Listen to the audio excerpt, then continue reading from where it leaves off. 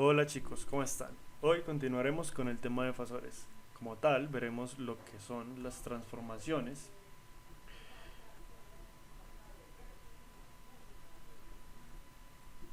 del senoide a un fasor.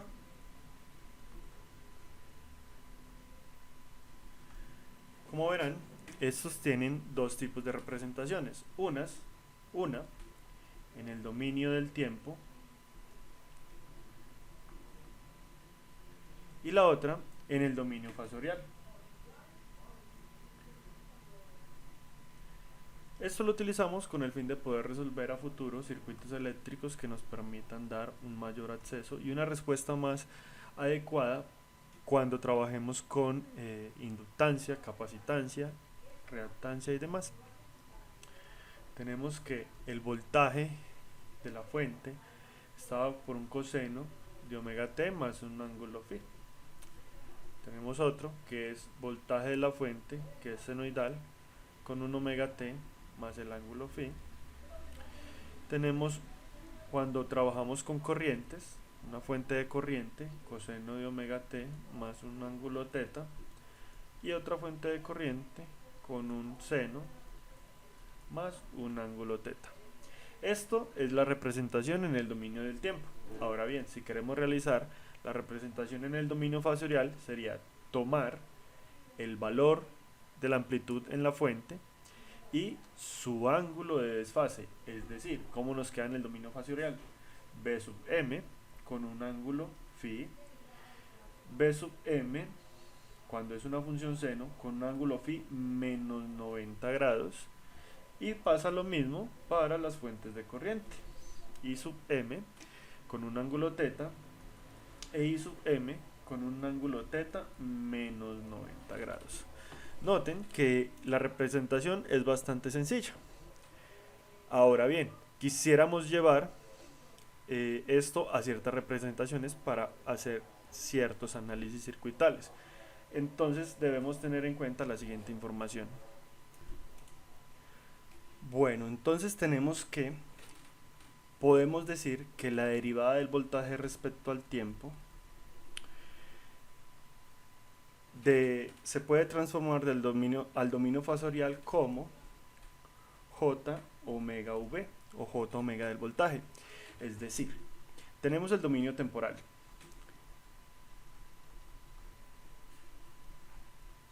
Y tenemos el dominio fasorial.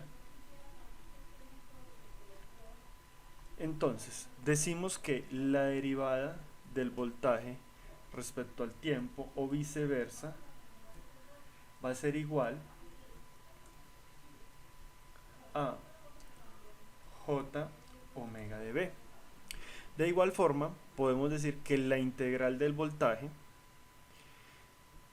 respecto al tiempo se puede ver representada de la siguiente manera, como J del voltaje respecto al tiempo pasaría a ser lo mismo que voltaje sobre J omega.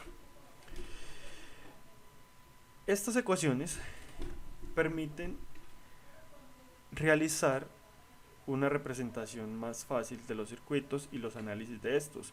Podemos ver que B de t es la representación instantánea o el dominio temporal, mientras que B mayúscula es la representación de la frecuencia en el dominio fasorial. Recordemos que estas, cuando trabajamos con números complejos, podemos llegar a lo siguiente. Vamos a hacer una evaluación de números complejos. Vamos a tener el primer ejercicio, que va a ser 40 con un ángulo de 50 grados más 20 con un ángulo de menos 30 grados, y esto a su vez elevado al cuadrado, a la 1 medio, que sería la raíz cuadrada de estos elementos. Entonces, para aplicar la solución a este método, teniendo en cuenta la teoría que vimos la sección anterior, que era la teoría de los fasores, más esta que son las transformaciones, pues vamos a aplicar un poco de los conceptos.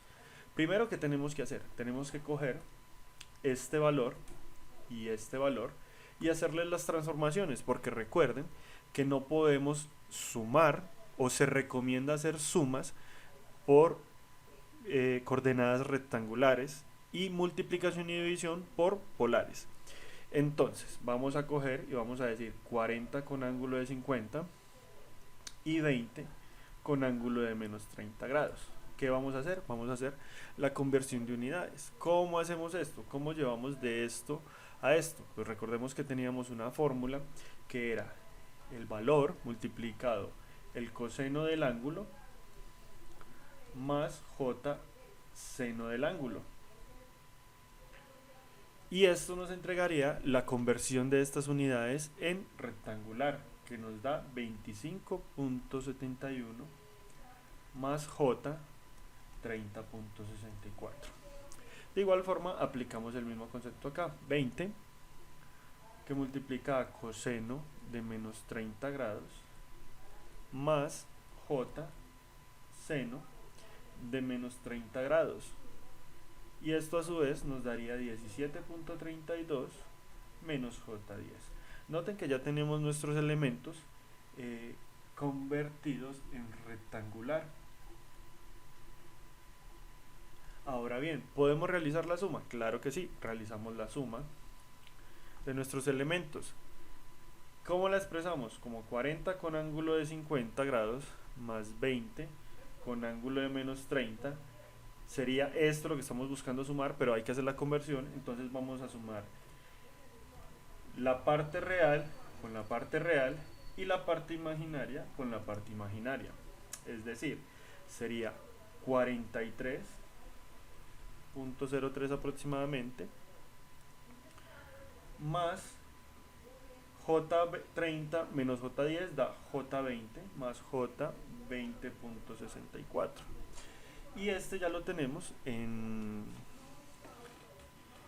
rectangular. Simplemente, ¿qué tendríamos que hacer? Pues el convertirlo a polar, que ya tenemos la ecuación, que la voy a omitir en este caso porque la vamos a aplicar más adelante, y nos daría 47.72 con 25.63 grados. ¿Qué nos falta? Pues calcular la raíz cuadrada. Recordemos que la raíz cuadrada también teníamos una fórmula, la cual fue mencionada en el video anterior. Entonces, la raíz cuadrada de 47.72 con un ángulo de 25.63 es igual a 6.91 con 12.81 grados. Y tenemos resuelto un ejercicio de forma muy simple. Ahora bien, vamos a hacer otro ejemplo, pero en este vamos a utilizar la transformación de senoides en fasores.